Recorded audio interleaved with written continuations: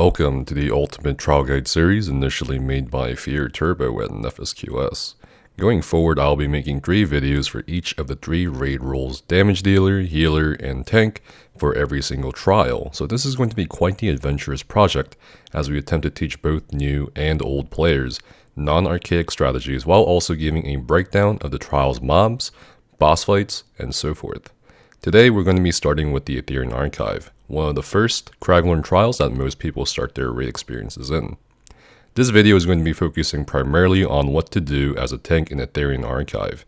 First we'll go over the basic mechanics you'll see in Aetherian Archive, and then go over specifics about the tanking role.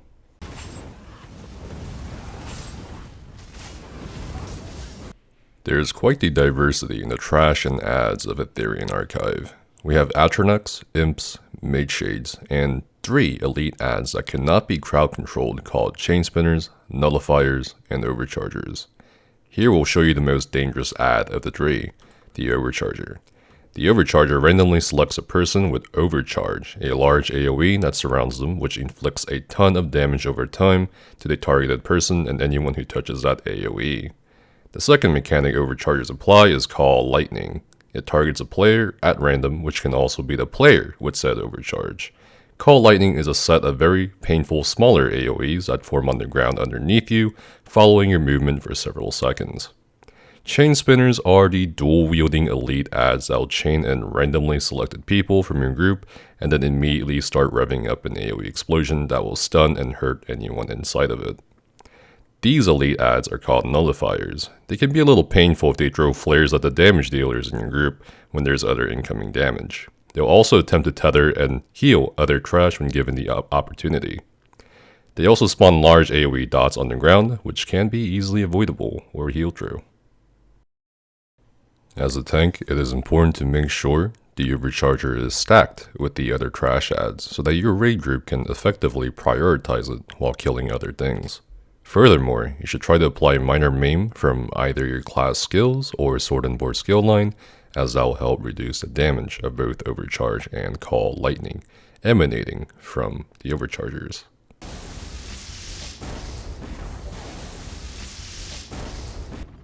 The Storm Atronach mainly does 3 things, the first of which is lie attacks, which should always be targeting the tank as long as the tank has taunt on the Storm Atronach. The second is a mechanic where the Storm Atro, true to its name, summons lightning that strikes everyone in the group if they're not sheltered in a golden circle that spawns every time it summons Lightning Storm. The golden circles will always spawn in set locations but in a random sequence. There's a total of 5 golden circle spawn locations, but only 1 will appear per Lightning Storm. The locations are as seen on the video in this diagram. The entire duration of the lightning is usually instant death for most people in the raid team. The third mechanic of the Lightning Storm Atro does is send out lightning AoEs after an explosion, which can kill players if they go too close to the boss, as the multiple AoEs can overlap from the starting point. As a tank, the Storm Atronach may not seem threatening after taking a couple of hits from it. However, the lightning storm it summons will kill everyone in the group, including yourself, if you don't take shelter in the golden circle that spawns every time the storm occurs. The best you can do as a tank is to make sure minor maim or even weakening enchantment is always on the boss, especially when lightning occurs, as this will give your group some time to get to the golden circle before a tick of the storm kills them. In regards to what happens after the storm, you can leave slightly early ahead of the rest of the group back to the boss so that doesn't move away from your group's damage over time effects towards wherever you went to. Finally, make sure your minor maim is up by the time the boss explodes, sending out those AoEs as those still have a chance of killing somebody in your group.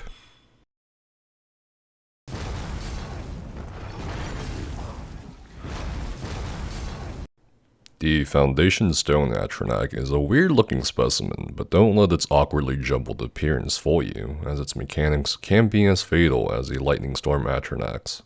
After pounding the ground hurting every single player in the fight, the Stone Atronach will then curl up at 75% of its max health and start throwing multiple boulders at randomly selected people in your raid group. Unfortunately, the boulders do splash damage, which can hurt or kill others standing too close to you, which is why it's imperative that people spread out the moment the boss curls up. After the boss throws rocks at people, it will then start pounding the earth again. This pattern repeats as adds like the nullifiers and sometimes a chain spinner spawn throughout the fight. As a tank, the stone Atronach is somewhat like the storm Atronach. It doesn't hit very hard, but similar to the first boss, it can prove deadly for people unprepared towards boulders or ground slam.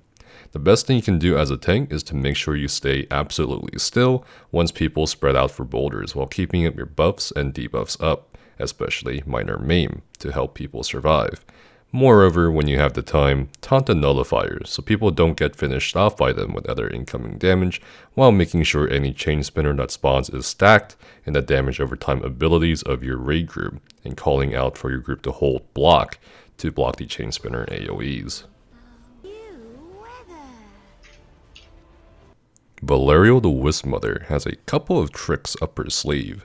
The very first thing she does besides attacking whoever has the aggro is rain down wisps onto the ground, which can be fatal to players if they stand in one too many of the AoEs, and it can also minor maim players.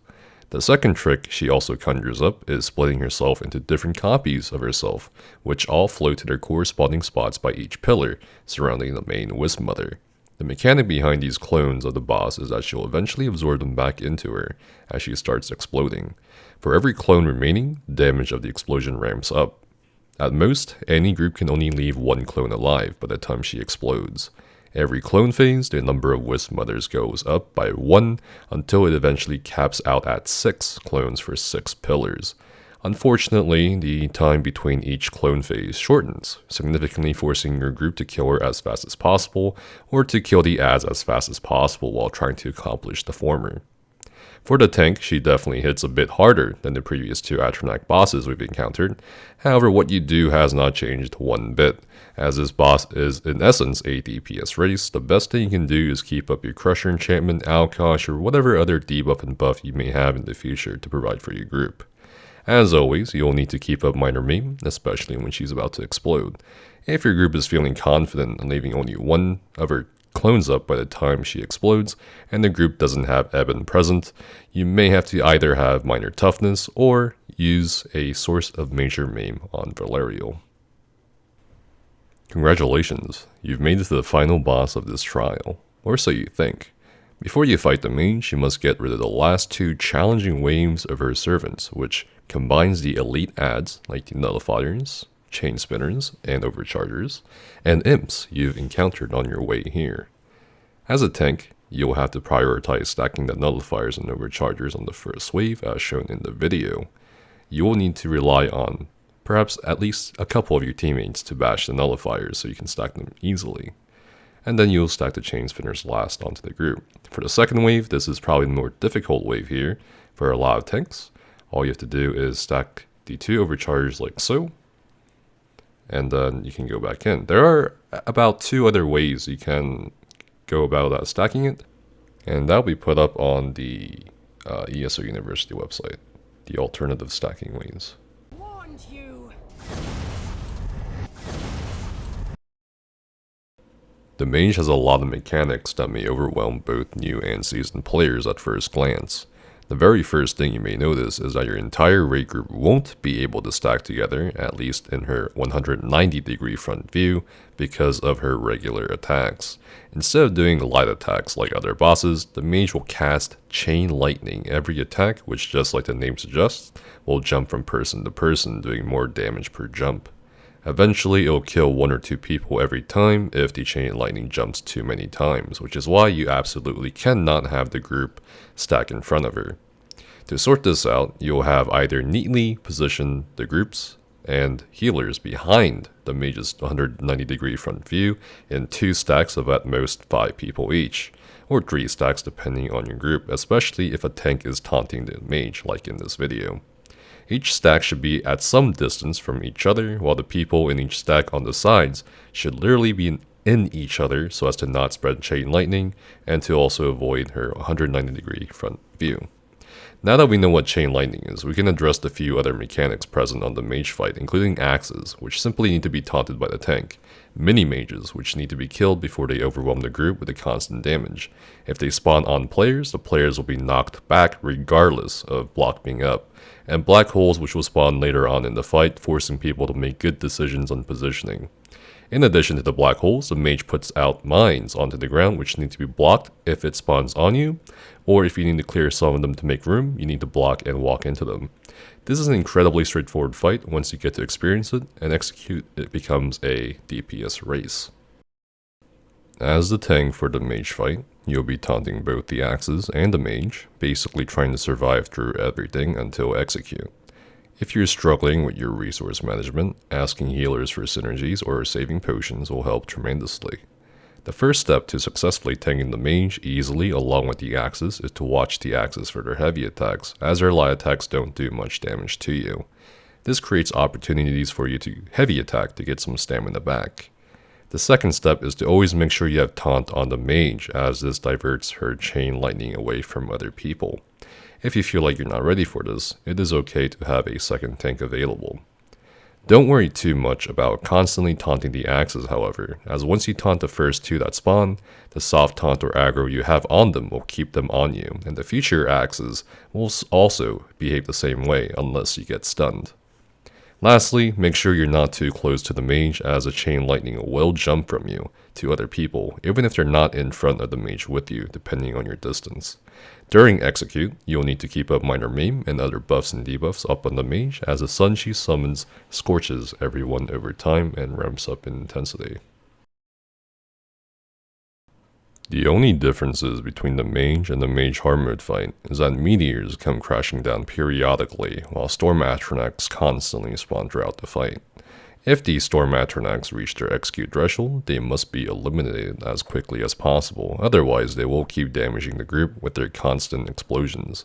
Regardless of your role, you should be prepared to block every meteor that come crashing down on you, or you'll get stunned and receive more damage. Hard mode introduces several layers of difficulty for the tanking role. Previously, you were expected to hold just the mage and axes. Now you are expected to hold those while stacking these storm Atronachs decently enough so they can get cleaved down easily by your group's damage over time abilities. Again, if you're uncomfortable with this, you can have a second tank take the storm Atronachs instead. However, as a solo tank, this will of course make positioning slightly harder, as you may need to adjust for the storm Atronachs while trying to avoid putting chain lightning onto other people, while taunting the mage and also trying not to get bursted down by a combination of axe heavy attacks and attacks with the black holes encroaching onto your space. However, the basics on the non-hard mode fight will still apply here and help you with both your resource management, soft aggro of the axes, and the timing of when to move in between each of the mage's chain lightnings. Furthermore, once you taunt the third axe that spawns, the soft aggro of these storm Atros will taunt onto you. I hope you guys enjoyed and learned a lot from this video, the first in a long project for the summer. For more cool stuff, feel free to check out ESO University's Discord and its current website under work, eso-u.com. Definitely feel free to come by our Discord server to ask your questions about in-game PvE or just PvE in general. Otherwise, thank you again for watching, and if you have any questions, let us know down in the comments below. And to further support the content creation, please do consider subscribing. Stay safe, have fun, and see you guys next time.